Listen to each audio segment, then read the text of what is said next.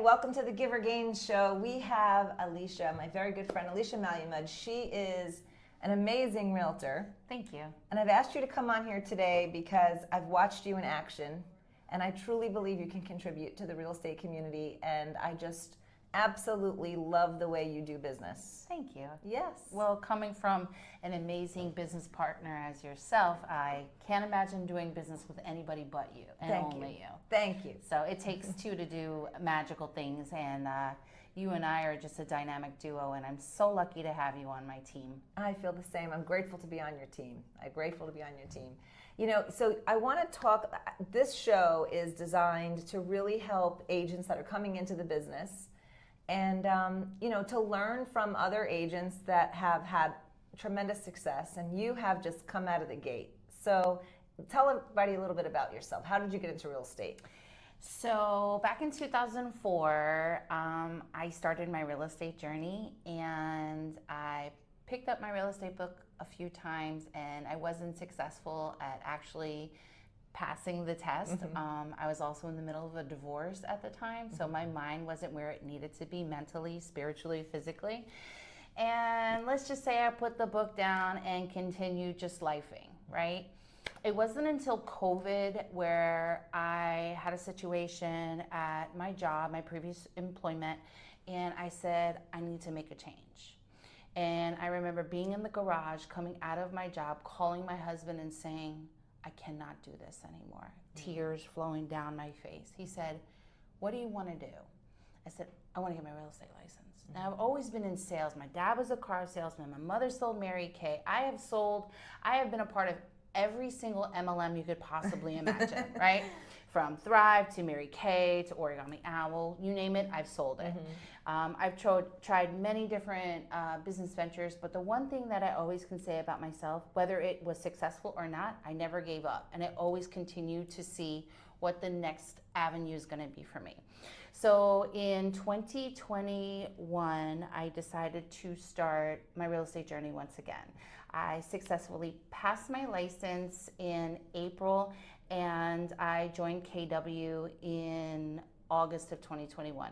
I was with another brokerage, it's just that brokerage wasn't a fit for me, and I truly believe you have to pick what works for you.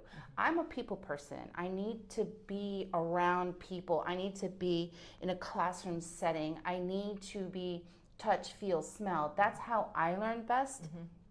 The company that I was working with prior to, before KW, it just wasn't for me because it was more like virtual. And then I joined a team, and the team said a part-time agent would never be successful. And any kind of negativity that's ever thrown in my face, I have to say, wait, something's not right. So at that point, that's when I turned around and said, I need to find another brokerage.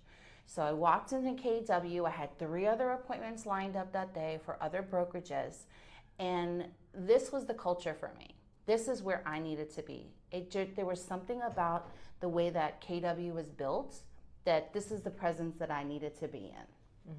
Yeah, and you know, it's interesting that someone told you a part-time agent couldn't be successful because boy, did you show them. Right? You showed them. And so to those people, because you can speak from that with so much grace and so much experience, to the people that are working full-time, but they really do want to build a real estate career, what are some tips that you can give them that made you so successful? Because I mean, you dove in and you worked really hard and you had a lot of support from your family, but what was it, what mindset did you need? What did you need to make that transition successful? I needed to see the grass is greener and the shiny object at the end of the road to get to the goal that I needed to be. And for me, it was, I did not want to be at my current, I didn't want to be at that time at my current place of employment, although I am extremely grateful for where I had worked in the past. I've met amazing people. I met my husband there. I was going through a divorce at the time when I started working there. And I helped build my real estate business around my past employment. Now, the one thing that I can definitely say is that working basically 32 hours a week, I was running a full-time real estate business. I'm a mother of 2, and I'm married. So juggling everything was definitely interesting at sometimes. And sometimes I had to put things aside to just follow the yellow brick road. And I had to take my business and really put my foot on the gas and don't take it off until I got to where I needed to be. And I was in the coaching program, and I believe that my coaching program, my mentor, John DiMartino, was definitely God sent to me, because he gave me the best advice whenever I needed it. He held my hand through transactions that I thought were never going to get done. And he educated me to become a successful agent in this industry. Did you know that 77% of agents nationwide this year have not sold one house yet? Wow, that's Right? a big number. It is. I just learned that. That's a big number. I didn't make that number up. No, right? that's a big one too. Right. Yeah. So the agents that are doing it, what are they doing to do it? Now for me, I hustled. I hustled for 3 years.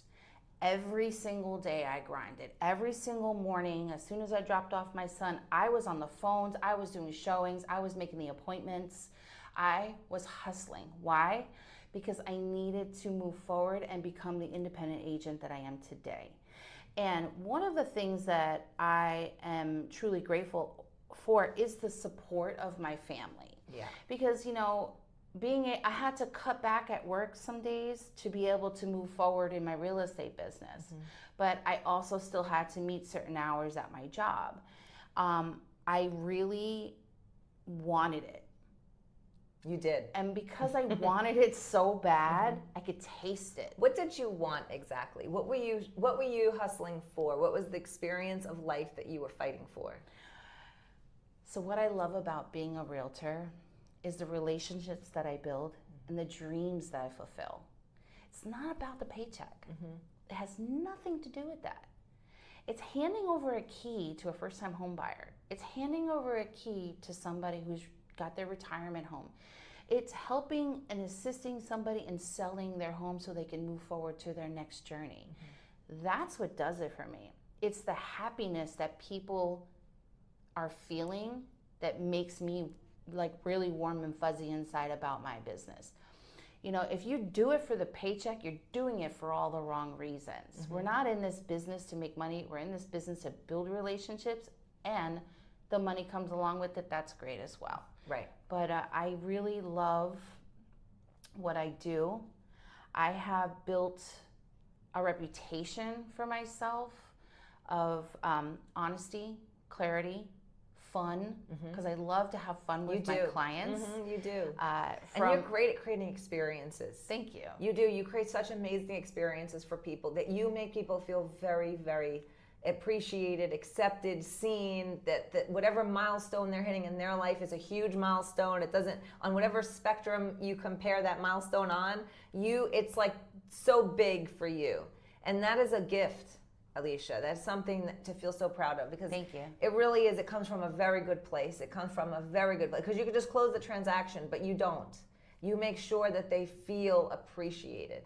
So I'm going to tell you a funny story about feeling appreciated. You and I did a transaction a few years ago, and we sold a condo to a lovely couple in Devon, right? Yeah. Okay. So yesterday was our house anniversary, right? So I always send these little messages out on the anniversary of the day that they closed on their home. And she got to me before I got to her. I love right? That. And what we had in common is she loved to do her nails. Right? So every couple weeks she sends me pictures of her new nail design. She tells me about the new things she's creating in her home, the new garden. She sent me pictures of the new patio furniture, of her new sneakers, because she knows I love shoes. And that's it. It's so simple. It's so simple. Well, it's not simple for everyone. No. You make it simple. You make it simple because you really commit yourself to the experience of your client. You make sure that, and it looks natural to you. It may not be natural. It may be something that you really work at, but no one would ever know that that's not natural. Right. It just comes off that way. Thank you. Yeah. It's because people are important. And these are big decisions, whether selling, buying, renting, investing. And if you can just make it easy on somebody, it makes the process that much more smoother. Yeah. And when I decided to leave my employment, I was involved in a really bad car accident. And I was doing a showing in the morning. I was stopped at my house to grab some lunch. I was in the car on Bluetooth with the buyer that I had just showed a property to. It hydroplaned and my car went out of control. Oh my gosh. I ended up facing north in the southbound lane. I remember calling my job and I said, I'm not coming in today. I remember going home, praying and crying with my family. I woke up the next morning, I walked into my manager's office and I said, thank you, but I think my journey is over here. Yeah. And the beautiful thing about that is she said, my door is always open. I love that. If you ever want to come back. So for 2 weeks, I did my last 2 weeks. I walked out of my job with a smile on my face and I was ready, but I was scared. Why? Because of the fact that I was losing that line of leads. And I'm like, oh my God, am I doing the right thing? This is where I get a lot of my business. Is the business gonna follow? And the minute I left my position, I called my coach and I'm like, John, you know, I got a couple life changes that have happened. He's like, what's that? I said, well, I pretty much I avoided death by, you know, avoiding in this car accident and I quit my job. And he goes, it's kind of a lot of things, right? I said, yeah. And he goes, in the meantime, I had been auditioning for a position. And the position was because I loved my coach. I wanted to help others. So I had been auditioning for a coaching position within my office. And the day that I called him and told him about these major life changes in my life, he had then told me, we are offering you the coaching position. Oh my God. So it was like so crazy how it was just so full circle and how things are the way that they're supposed to be and happen the way that they're designed that way, right? So the minute I walked out the door of my last job, my business doubled. Oh my gosh. And it's still a reoccurring business where the mindset that I had is, oh my God, I'm leaving my leads. It didn't work that way because what I did in the 2 years prior to me leaving and exiting that door, I built that business and the referral game was ridiculous. That's amazing. So I'm very proud of the organic business that I have developed for myself. My business is solely based on referrals and reviews. That's incredible. Okay, I have never paid for a lead.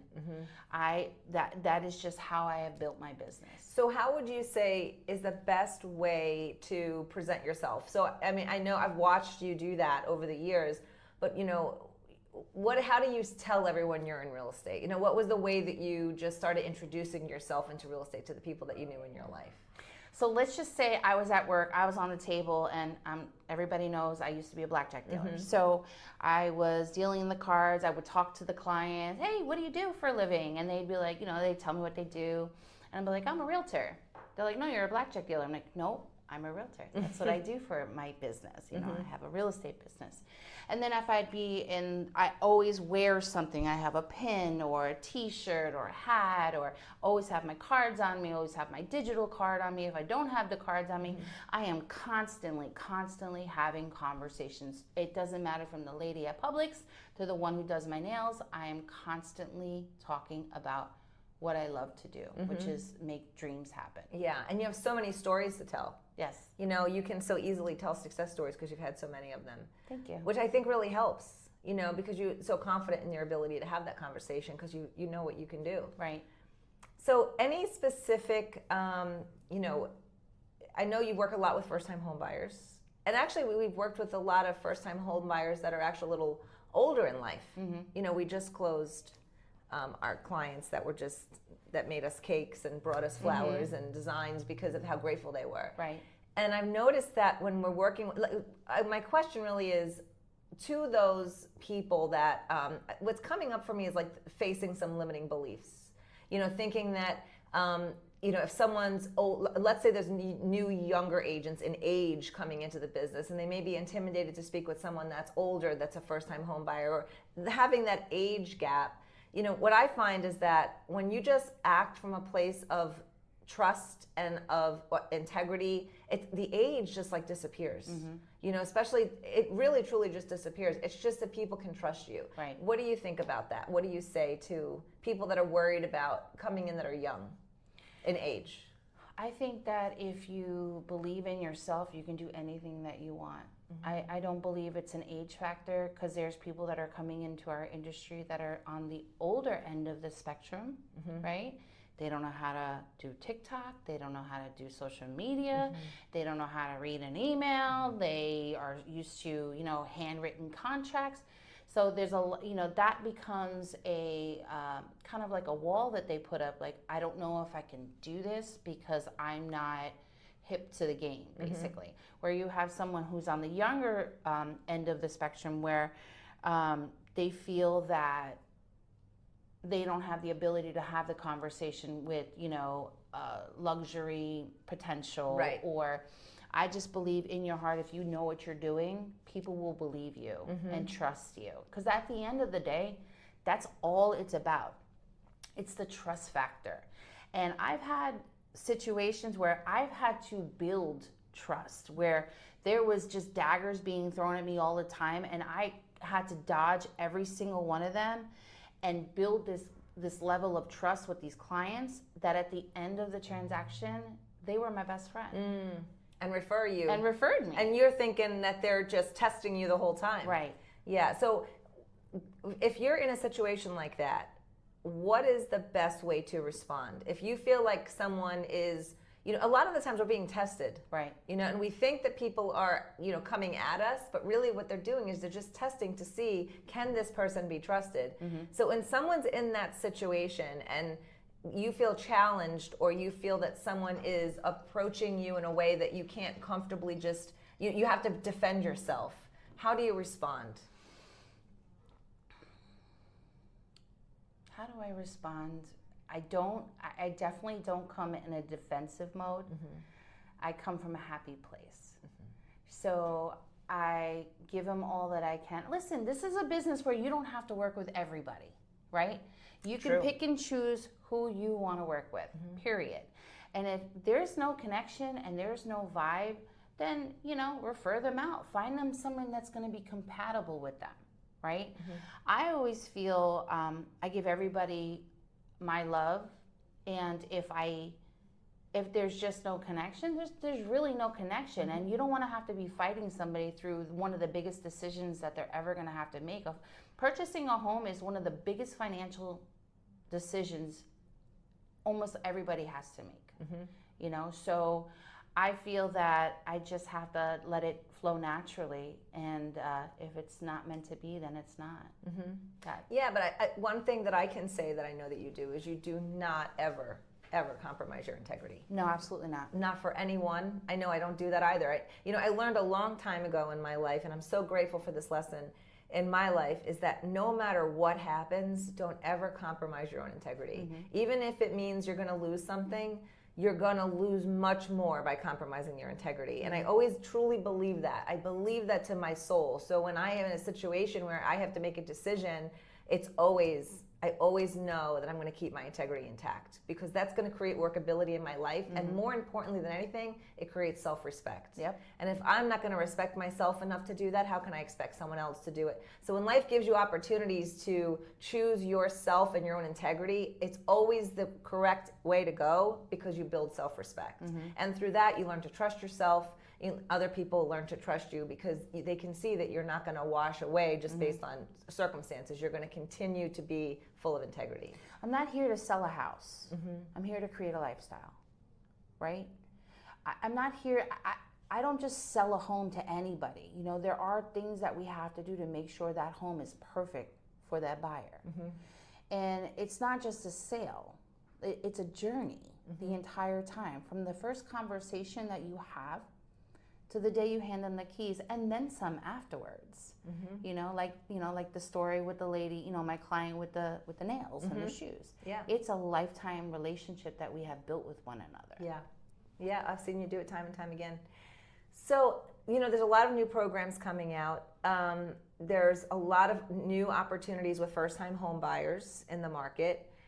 If someone's working with a first-time home buyer, or if it's a first-time home buyer listening, what are some of the things you would say to a first-time home buyer or an agent working with a first-time home buyer that they absolutely need to have to get started to be successful? I think a buyer's consultation is just so important. And to go over the wants and needs and what the affordability is. Because everybody could say they want $1 million house, but can they afford the $1 million house, right? So, excuse me one second. No, it's okay. That's terrible of me. It's okay. I thought I shut it off. Okay. So that's the world of a real estate agent. You gotta be on your phone.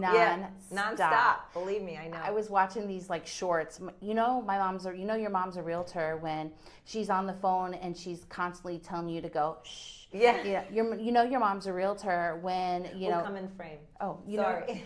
Your mom's a realtor when all her weekends she's at work and she brings you to all her open houses. That's right. So yes, my phone is constantly on. Like the other day, I got a text message at 6:00 in the morning from a client. And it's a good balance. Yes, exactly. But back to the initial question, which is just really just understanding first-time home buyers. What I think is having clarity. Having clarity is truly key. And to your saying with the buyer consultation. I think in the buyer consultation, the beauty of it is getting to know each other and making sure, like you just said, making sure you're the right fit for each other and that you can meet their needs and that they know what they want. Because a lot of times people come to you and they don't know what they want. And you have to help them determine what's right. We do the financial piece, but then you've got to figure out, okay, and how do we fit this into the real estate market? Is it affordable for them? Is it the right market? What do we need to change? And, help navigate all of that.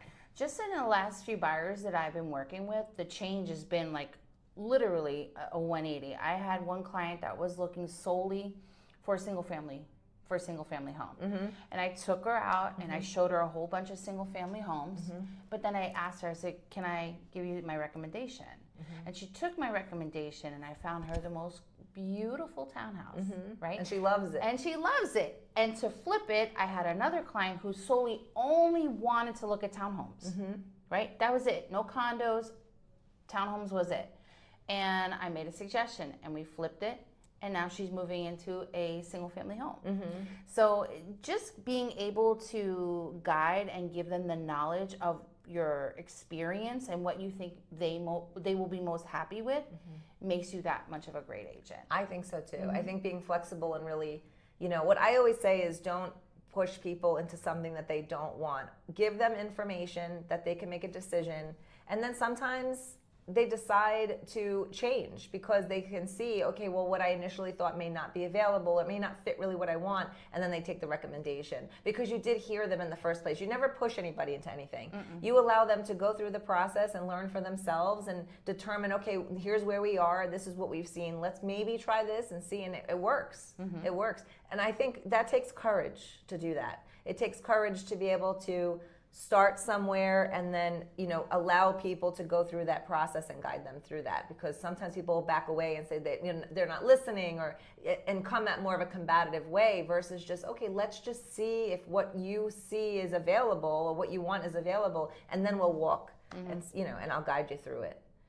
Like you and I have a client that we recently closed with, and I showed them 15 condos, and then they turned around and said, all right, I'm done. I'm putting it on the shelf for a little bit. I'm not looking anymore. I said, okay.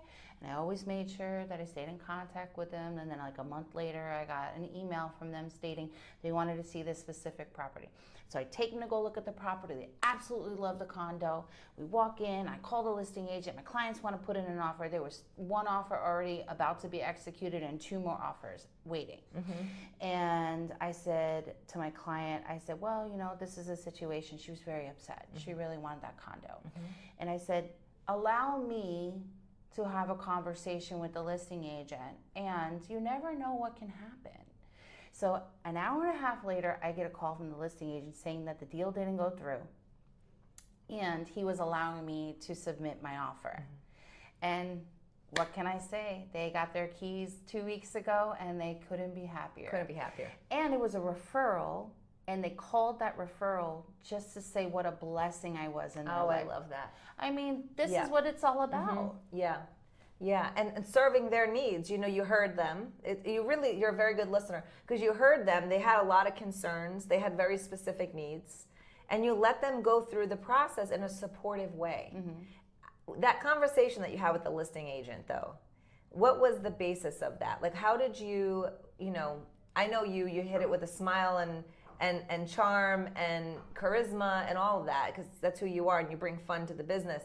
But what was something that you think made the difference that he called you back? Was there one thing or two things?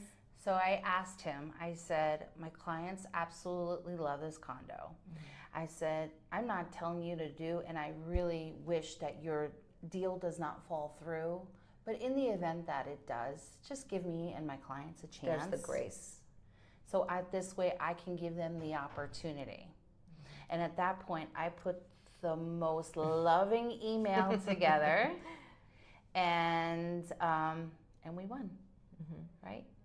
And at the end of the contract, the day that we did the final walkthrough, the listing agent was there. He pulls me aside. He goes, I couldn't have worked with more of a professional. You are amazing at what you do. And I was like, you know, this guy who's been in the business for 30 years. Yeah. You know, he's a very successful realtor. And it makes you really bow your head and say, thank you. Yeah. You know, sometimes we don't know that, you know, we don't get the evidence all the time that what we're doing is working. And then all of a sudden, though, when you least expect it, you get that. And it's like, okay, it does work. You know, we've had some situations where we've had clients that were going to basically, they weren't with us yet in our team. They were working with other loan officers. No fault to the loan officer. They just didn't give them the clarity that they needed. And both clients were about to give up. And within 30 days after they started with us, we were able to get them into homes and closed. And they were in the market for over a year prior to that. And it's just about giving the right information, creating the relationship. And sometimes, you know, you don't know, you think your system's working, you believe your system's working, and then you see the evidence that it actually works. And when you see people shopping all that time, and then they work with you, and then they're closed within 30 days, it's like, oh, thank you for the evidence of that this actually works, and we're going to dive in even further. We're going to drive it home even more because we know it works. Yeah. So if you could look back on your real estate career, what would be some of the things you would want to be known for, remembered for, from your clients, from your family, from your colleagues? Integrity, love, fun. I want to leave my legacy. Funny we say that. My son right now is in real estate school. So I'm so excited for the next chapter of my real estate business. Oh, wow. And I cannot wait to take that picture with the arms folded and my son, my 6'3" son behind me with our shoulders, well, his shoulders higher than mine, but you know, we're gonna have to give you yellow pages. And I'm so excited to bring him along this journey with me because one day I want to hand over my business to him so that he can have the entrepreneurial mindset and the life by design and the freedom to, if you want to take a day off from work, you don't have to call anybody and ask for it. You don't have to clock in. Although time blocking is one thing, but clocking in, if you're not feeling well that day, well, then you don't have to go to work. If something's going on with your family, you get to take the day off. If you get that emergency call off a bid from the school that you got to pick up your son because he's not feeling well, well, then you could put everything aside and you can make it happen. That's what I want to leave for my son. So that's pretty much what I'm all about. Yeah. Yeah, and I know that you've always talked about your husband and your younger son and just the family experiences that you've created that now you've been able to create with your family is a completely different ballgame. I mean, you've been able to be there. I'm sure so different for because your two sons are different in age, but I'm sure it's been a completely different experience with your younger son, because he has a different version of you now, as in this entrepreneurial place. It's a different version. So with my oldest son, I was a single mom for 8 years, and I had to work 2 jobs, sometimes 3, to be able to make it happen for us. Alex never went without, always had a smile on my face, and so did he. He was a happy boy. I was blessed with my mom to be able to be there for me, to help with the raising of such a great young man. And then I met my husband when my son was 10, and he has helped turn him into the man that he is today. And it warms my heart to be able to let him see his mother live out her dreams of what she's always wanted to do, and the flexibility to be able to be home with my son whenever I want. So 2 totally different ages, but 2 totally really real life logics. Yeah, and it's awesome to see. I mean, what better gift to give your children than to show you go after it? You know what I mean? To not settle. Right. You went after it. You went and did what you wanted to do, and life changed, and you had that car accident, and that shifted your perspective, and you knew that it was the breaking point. Sometimes we get those little knocks. Thank God, you were okay, and that was just a knock, though. Really, it was just time. Yes. So I'm grateful that you keep listening to those knocks, and that you're doing so well, because you're an absolute gift to the business. Thank you. And to everyone you coach and all the people you work with. Thank you for being on the Givers Gain show. We appreciate you. Thank you for inviting me. Oh, my pleasure. Yay. Thanks, Alicia. Good job, honey. Thank you. Thank you, everyone. Thinking about us. Correct. What do you think? Because, you have a tremendous amount of confidence. You walk with such confidence. So where does that come from? It just comes with experience. It comes with grace. And I'm actually in the process of finishing up a book right now called The Let Them Theory by Mel Robbins. Yes. And she says that people are going to talk about you, they're going to judge you, they're going to look at you a certain way, they're going to zoom into the picture to see if you've gained a little love handles on this side, or how many wrinkles you have, or how many grays are showing. Let them. Let them. Yeah. It does nothing for you to entertain that mentally. Like, it does nothing for your mental psyche. Just let them. Yeah. Because there's always going to be haters, right? I can't tell you how many times when I was at my last job and I was studying for my real estate exam, and I had plenty of people come up to me and say to me, "You're going to be just like everybody else. You're just another number. Why do you think your business is going to be any better than anybody else? There's a million realtors out there. Why would anybody choose you?" Let them think that way. I just got the chills. The same person who had that conversation with, because I remember where I was sitting, I remember what I was wearing, I remember who I had the conversation with. A year later, I get my first $1 million listing. He sees it on social media, and he says to me, "Oh, I see you got a $1 million listing." I said, "Yeah, I did. But I guess I'm just that average realtor that's never going to get anywhere in life, as per what you had said to me. Do you remember that conversation?" And his face just dropped. Right? A year after that, guess what he called and asked me for? Advice? On how to become a realtor. I love it. I mean, like, this is the negative Nancy who was beating me down, and he wasn't the only one that made this comment.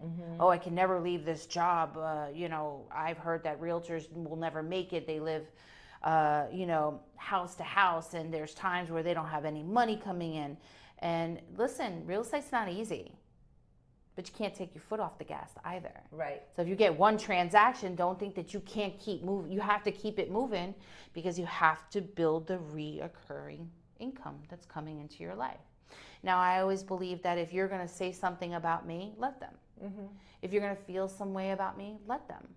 Because I have to let me allow myself to just keep it moving, and not let them get into my head and beat me up about how they think about me. Right. And they're seeing you through their own filters. Correct. Through everything they've been through at life. They're seeing you through the filter of that they can't do it. You know, and that's something that I've learned, and it's so powerful, because when you understand that when someone tells you that you can't do something, it's because they believe they can't do it. Mm-hmm. It has nothing to do with you. I had a doctor once tell me, you'll never be able to walk normal again. I broke both of my legs in a car accident when I first moved to Florida. Mm-hmm. Doctor says, you will never be able to walk normal again. I said, what? I said, no. I wear 6-inch heels and I dance on top of bars. That's right. You need to tell me what I need to do right. to get me to walk normal again, right? And I went to physical therapy, and I got into the pool, and I did everything that I was supposed to do. 6 months later, guess what I was wearing? 6-inch heels. There you go. Even a doctor, let them say it. Yep. You know, it doesn't necessarily, you know, you have to take things into consideration, but once something goes from fact to opinion, let them. Mm-hmm. Yeah, that's awesome. Good for you. Thank you. All right. I had to come back to that. That was so good. Absolutely.